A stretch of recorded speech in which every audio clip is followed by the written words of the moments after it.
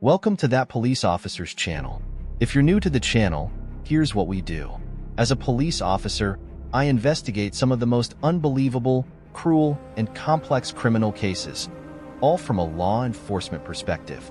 These are the stories that shake communities, challenge investigators, and serve as important reminders of life's fragility. Today, we turn our attention and investigation to Kalispell, Montana, a town surrounded by breathtaking landscapes but haunted by a mystery that remained unsolved for nearly 3 decades. July 1996 in Kalispell seemed like any other summer day, but it would soon become the start of a devastating mystery. Danielle Hutchins was brutally murdered, leaving her family searching for answers and investigators facing a case that would go unsolved for nearly 3 decades. Yes, you heard that right, almost 30 years. For years, the truth remained hidden, until advancements in forensic science finally exposed the man responsible. On a crisp autumn day in 1996, 15-year-old Danielle, also known as Danny Hutchins, set out for a familiar local spot, the Cameron Bridge fishing access site. It was a place she knew well, a place where she sought solace and reflection. But tragically, she would never return home. Her lifeless body was discovered hours later, submerged in the shallow waters of the Gallatin River. The initial investigation, despite the efforts of law enforcement, yielded no arrests, and the case grew cold. Fast forward to 2019, when advancements in forensic science breathed new life into this dormant case. Investigators, armed with cutting-edge DNA technology, reopened the file, determined to find the truth. Their relentless pursuit led them to a man named Paul Hutchinson, a resident of Dillon, Montana. In July 2024, after a tense interview with law enforcement, Hutchinson took his own life, a day that would forever alter the course of this investigation. But here are where the questions lies. How did a case that baffled detectives for so long finally find resolution? What were the pivotal moments that led to the identification of the suspect? And how did the convergence of persistent detective work and modern science bring closure to a grieving family? In this episode, we'll take a closer look at the Danielle Hutchins case, how the investigation unfolded, the breakthroughs made with forensic science, and the lasting impact it had on everyone involved. If you're enjoying this content, don't forget to like the video and subscribe to the channel. It really helps support the work we do and ensures you never miss a case. October 26, 1996. Danielle "Danny" Hutchins was just 15 years old, a high school sophomore with her whole life ahead of her. She was described by friends and family as independent, kind-hearted, and adventurous. She often visited the Cameron Bridge fishing access site, a peaceful area by the Gallatin River, to clear her mind and enjoy nature. But on that fateful day, she never came home. When Danny was reported missing, her loved ones feared the worst. Hours later, those fears became a devastating reality. Her body was discovered submerged in the shallow waters of the Gallatin River, near the fishing access site she frequently visited. The scene was disturbing. Her clothing was in disarray, and the circumstances of her death indicated a brutal crime. It was immediately clear that this was no accident. Danny had been assaulted and murdered. Law enforcement responded quickly. The Gallatin County Sheriff's Office launched an investigation, treating the case as a homicide from the very beginning. Detectives combed the area for evidence, hoping to find anything that could lead them to her killer. But as thorough as the initial search was, the case presented more questions than answers. Who would commit such a horrific act? Was this a crime of opportunity, or had someone been watching Danny that day? And perhaps the most unsettling question of all, was the killer still walking free in the very town that mourned her loss? Forensic evidence was collected, but in 1996, DNA testing was limited. Detectives worked with what they had: eyewitness reports, physical evidence from the scene, and an extensive list of potential persons of interest. Despite their best efforts, the investigation quickly hit a wall. Leads went cold. The forensic evidence remained inconclusive, and as weeks turned into months, the case faded from headlines, but never from the minds of those who loved Danny. As years passed, the file on Danielle Hutchins remained open but inactive. Her family never gave up hope, But with no viable suspects and no new evidence, justice seemed out of reach. That was until 2019, when everything changed. With advancements in forensic technology, detectives revisited the DNA evidence collected at the crime scene decades earlier. This time, they had a powerful tool: genetic genealogy, a technique that had already solved numerous cold cases across the country. Investigators submitted the DNA for analysis, hoping it would finally lead them to the person responsible. What happened next would break the case wide open. The DNA was linked to a man named Paul Hutchinson, someone who, for 28 years, had managed to evade justice. But just as law enforcement closed in on him, the case would take another unexpected turn.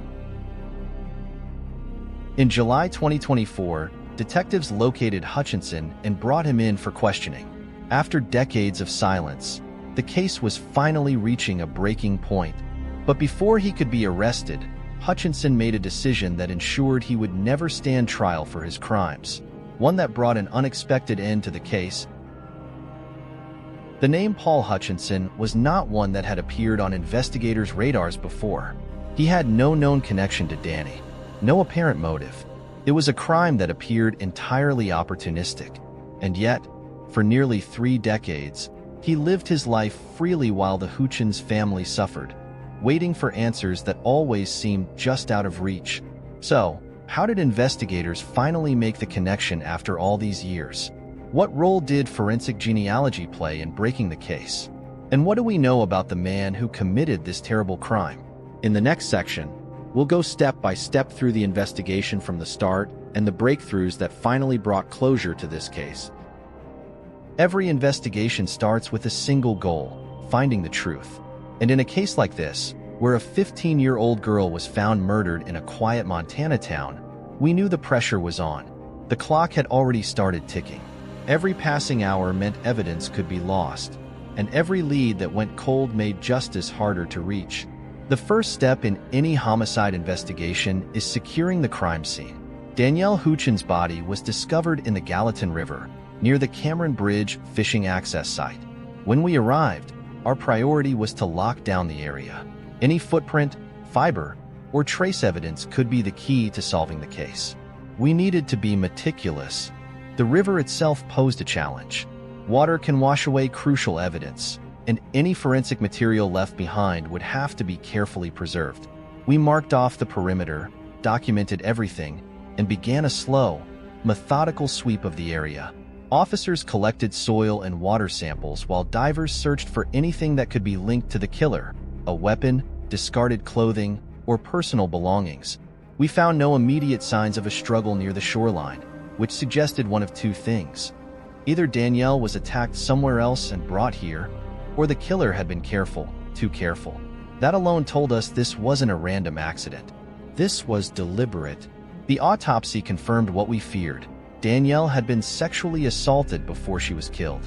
That told us we were dealing with someone dangerous, someone who had acted with intent. There were no defensive wounds, meaning she might have been incapacitated before the attack. Toxicology reports were ordered, but at that time, testing wasn't as advanced as it is today. Then came the most important discovery: the presence of DNA. A sample was collected from her body, and though forensic science in 1996 had limitations, we knew that DNA could be the key to unlocking this case. But when we ran the sample through available criminal databases, we hit a dead end.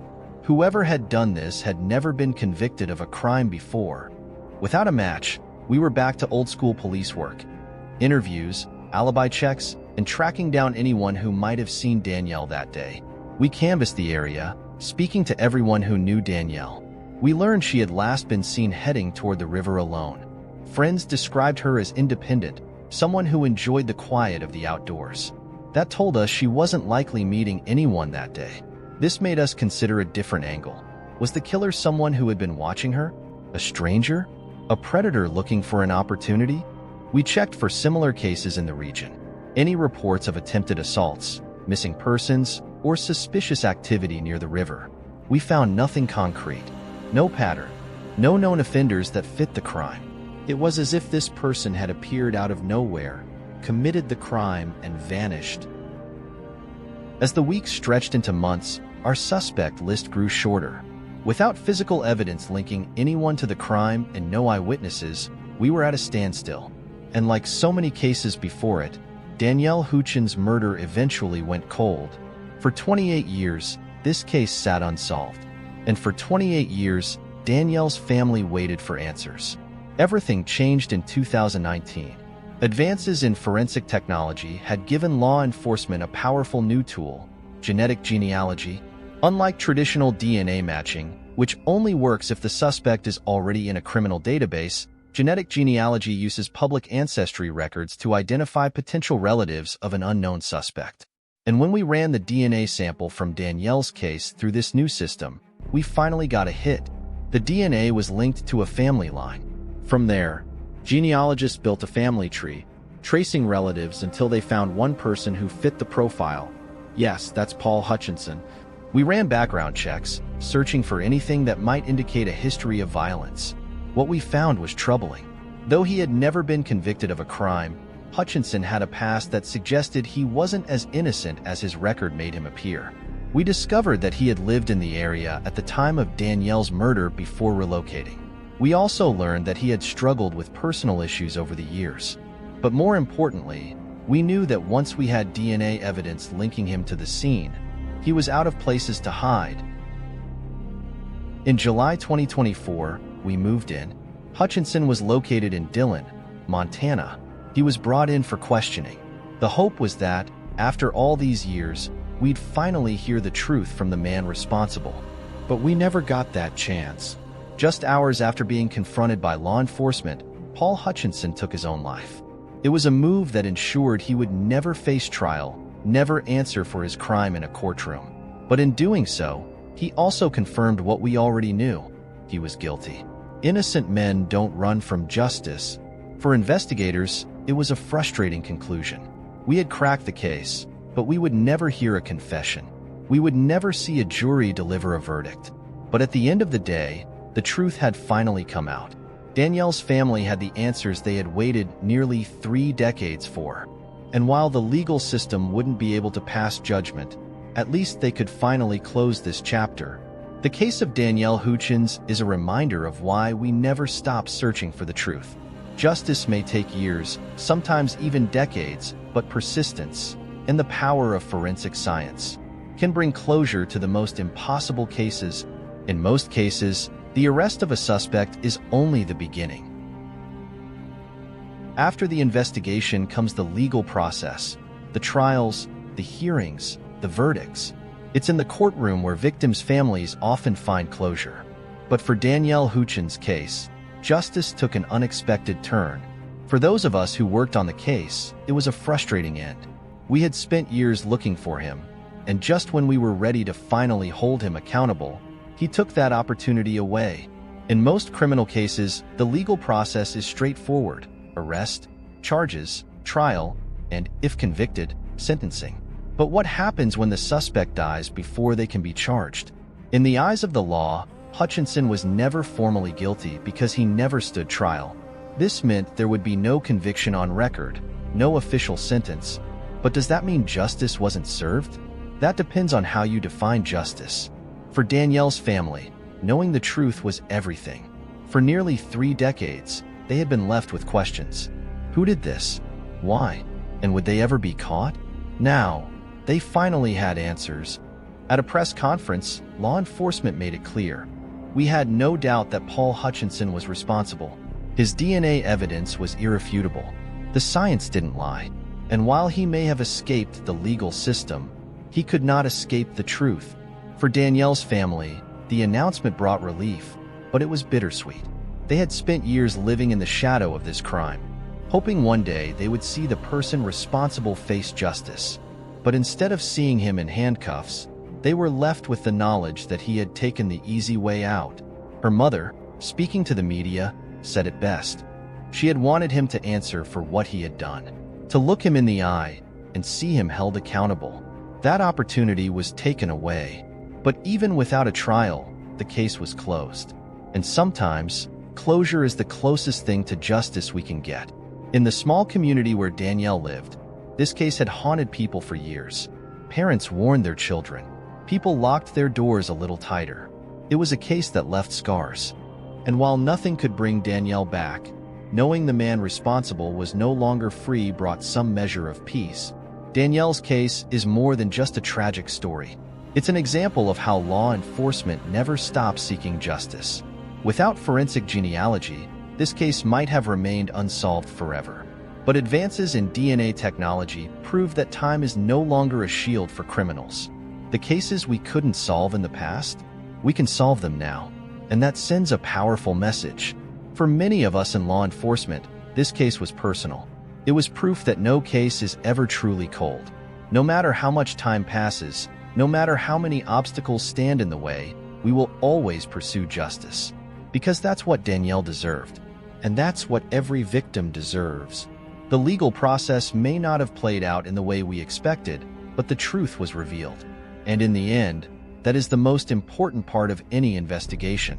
Finding the truth and making sure that no one is forgotten. Some cases close with a guilty verdict. Others end with a life sentence. But then there are cases like this, where justice is complicated, where the truth is known, but the final chapter never fully written. Danielle Huchin's case is one of them. For nearly 30 years, her family lived with unanswered questions. And though DNA technology finally gave them the truth, it couldn't give them what they truly deserved. A trial, a sentence, a chance to face the man responsible.